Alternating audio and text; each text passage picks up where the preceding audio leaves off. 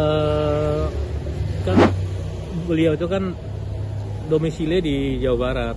Jadi komunikasinya ya sama-sama teman-teman partainya lebih dekatnya ya di Jawa Barat. Itu pun ketika beliau dikabarkan menghilang, itu pun yang intens komunikasi itu pengurus-pengurus Golkar Jawa Barat. Sampai bikin jumpa pers, enggak, Pak RK nggak ngilang, Pak RK bertanggung jawab. Mau ngilang kemana sih? Jangankan Pak RK, orang nggak terkenal aja bisa dicari kok dengan ketanggan teknologi. Tinggal dibuka Google Map segala macam, dari handphone bisa dilacak. Nah, jadi kita jangan, Pak RK ini benar-benar pusing karena bertubi-tubi. Nah, akhirnya begitu dia udah selesai, teman-temannya juga nyemangatin. Kalau nggak nyemangatin, dia mungkin belum keluar dari tempat beliau merenung gitu.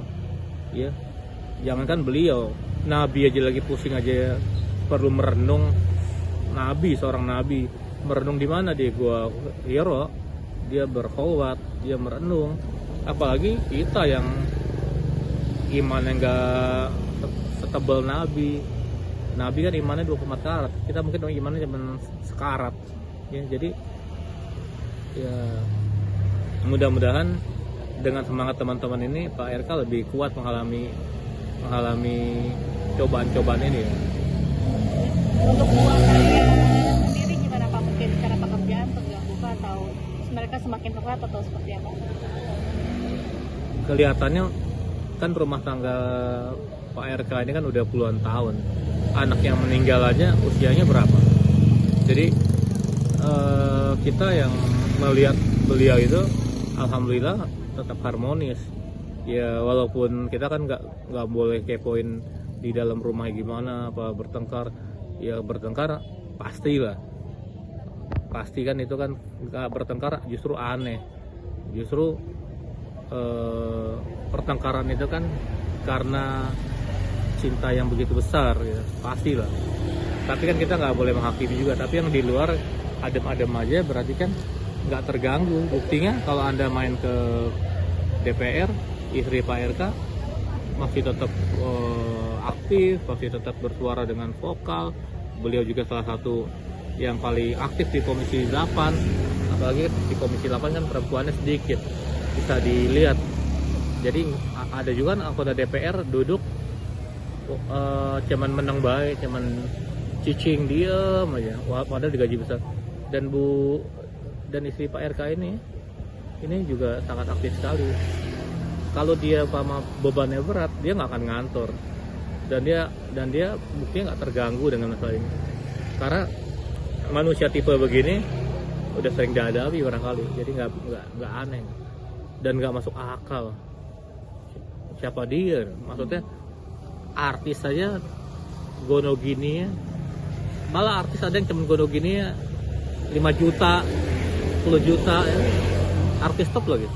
Ini aduh, takut dosa. Mau ikut-ikutan netizen. Tapi menurut Bapak sendiri dengan pihak perempuan Lisa Mariana ini ada itikat mau ketemu dengan Bu Atalia, gimana sih Pak menanggapinya gitu? Ada beberapa yang bilang terlalu berani, ada yang bilang juga itu seperti kayak mengejek. Dari Bapak sendiri gimana, sebaiknya mereka bertemu atau seperti apa, atau terlalu jauh? Sebenarnya nggak ada kewajiban juga buat Bu Atalia ketemu ya. Jadi ngapain orang yang udah bikin kisah rumah tangga harus ditemuin?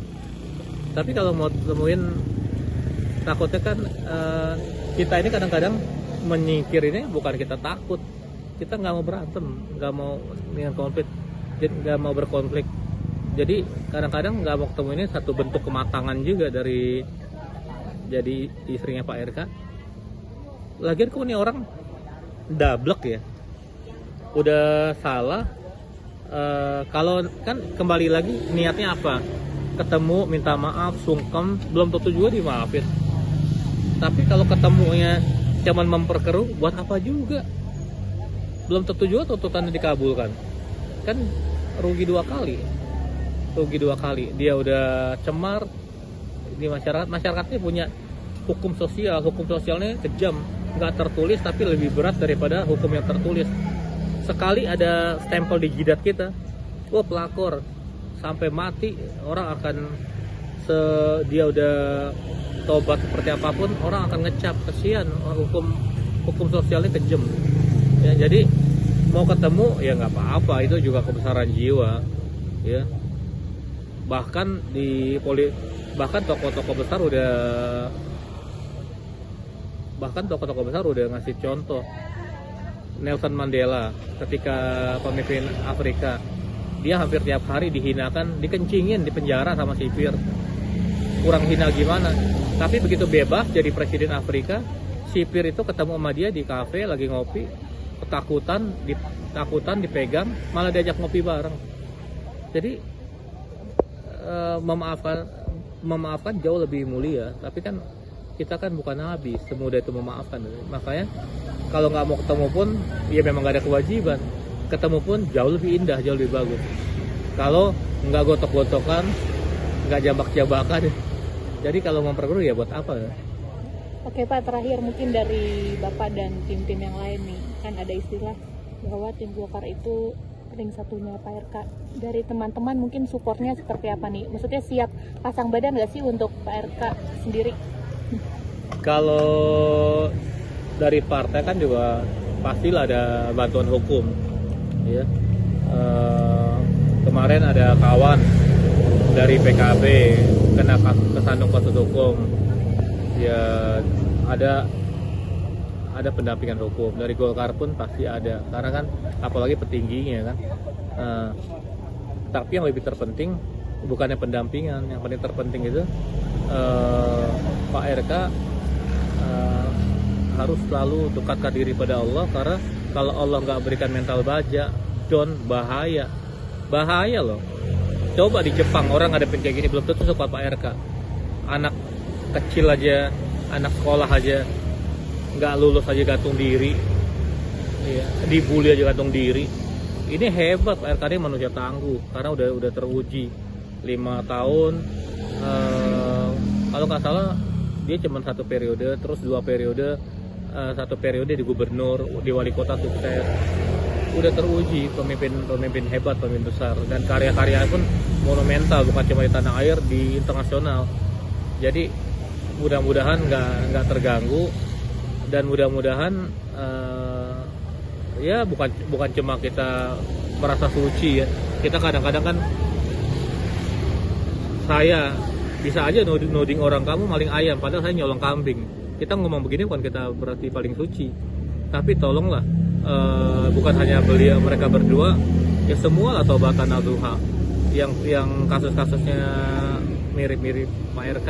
Pak RK ini kan cuman apes saja karena beliau public figure. Yang kayak gini kan ribuan kasus itu. Apalagi kemarin ada yang direktur Pertamina korupsi 1 triliun hanya untuk pramugari simpenannya.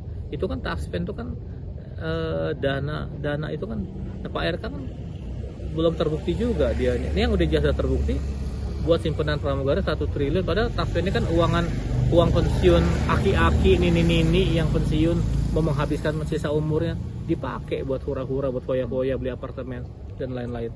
Jadi mudah-mudahan Pak RK kuat, Pak RK tangguh, mudah-mudahan badai cepat berlalu. Ingat satu hal, inna ma'al usri yusra, di balik kesulitan pasti menunggu kemudahan. Pak RK orang hebat, tetap tabah, pasti ada solusi, ada win-win solution. Jadi jangan lupa untuk subscribe Cumi Cumi. Ditekan ya tombol lonceng merahnya.